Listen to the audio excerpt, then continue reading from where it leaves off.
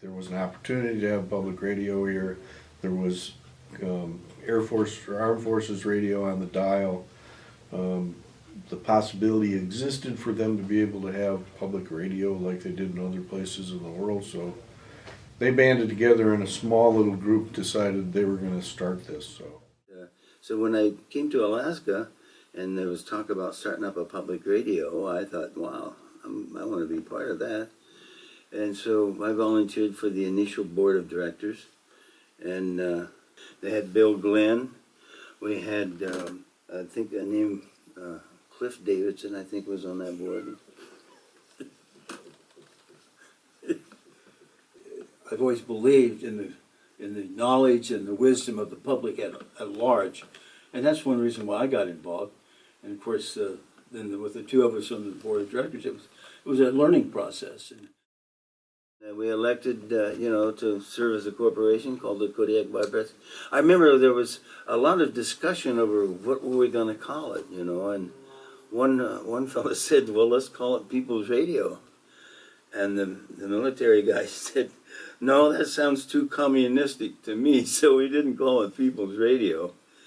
But we did end up with Kodiak, and then KMXT. I think the call letters were assigned by the Federal Communications Commission, I think. At the time, KMXT was located in the Borough Building, across the hall from the assembly chambers. The lobby, when you first came in,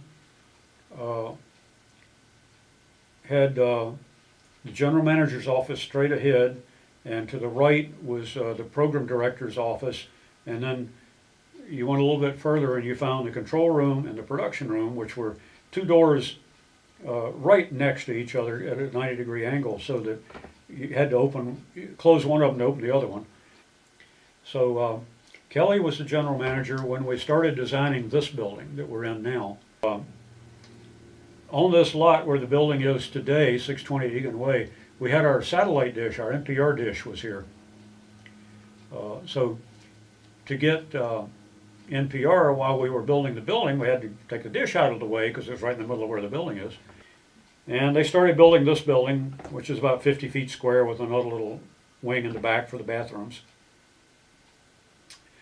When they got it framed in too, it was awesome. This was a 50-foot square empty room. The whole building was one room. It was gorgeous. It was wonderful. But then they had to start chopping it up into all these little rooms. So the original thought was to give people here more of an opportunity to listen to different content at any given time. We would apply for another analog license and broadcast KMXT's programming on one channel and complementary or cross-programming on a second channel. Interestingly, KODK was the call sign picked out of the blue by the U.S. Army here in 1942 when they went on with a 15-watt AM station, and they called themselves KODK. So KODK was the first radio station in Kodiak. Incidentally, it was the first Armed Forces radio station anywhere.